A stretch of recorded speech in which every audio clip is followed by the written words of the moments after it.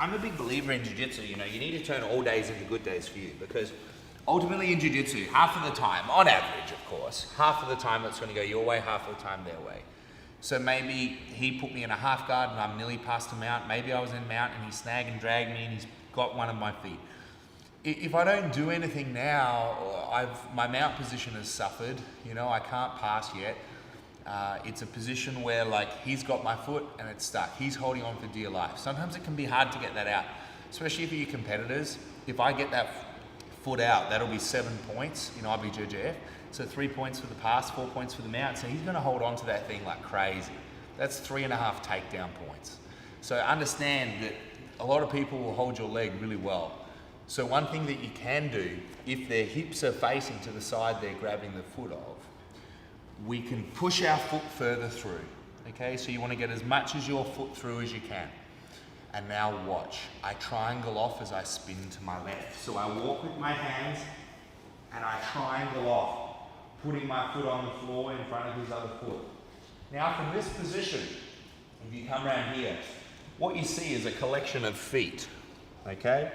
I want you to grab this bottom foot. So I grab this bottom foot as I roll over my right shoulder. And what do we have? We have an ability to put him in this position here. Now from this position, we have multiple attack options, okay? We can come around the thigh, lock off however you choose, pull and leg extend for the banana split. From here, we can pull with the left hand onto here. Do be careful going for this one, just in case they get the cheeky armbar. Like there's a cheeky armbar there, but it's not too worrying. I often will grab two and then get my hand back if they go to reach for it. But you can just use your left hand here and your left foot to reinforce the fulcrum, and we just push down as we get a little hip up, okay?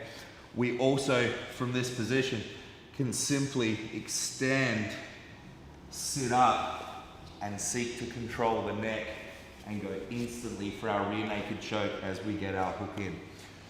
Ultimately, guys, I'm now just going to demonstrate it as a back take. I did that back take into what, say, 10th Planet Jiu-Jitsu guys would call like the truck. However, you can also go straight to the back. So what we see sometimes at a higher level is people going straight to the back. The key of this is after I roll, I sit up to take the back.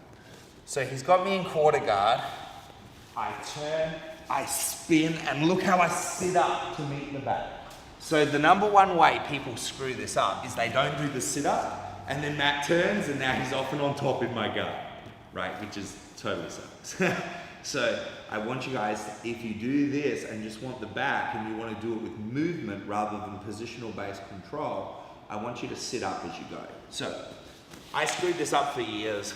I remember even trying it in some competitions and like screwing it up, but I always really wanted to learn it, but it wasn't until I learned to sit up to take the back that it clicked. So I turn, I roll, and I sit up. Once I've got this contact, look at my head, opposing my bicep, I can go straight for my choke as I get my other hook in. All right, let's have one more at speed. And notice how I attack the neck straight away while I get my secondary hook in. So he's got my foot. Turn, roll, and straight away attack that neck while I'm getting my second hook in, okay? Notice the amount of control I have over him. He's really forced to either defend the hook or defend the neck. Either way, I'll be moving forward in my grappling game. So there you have it, guys.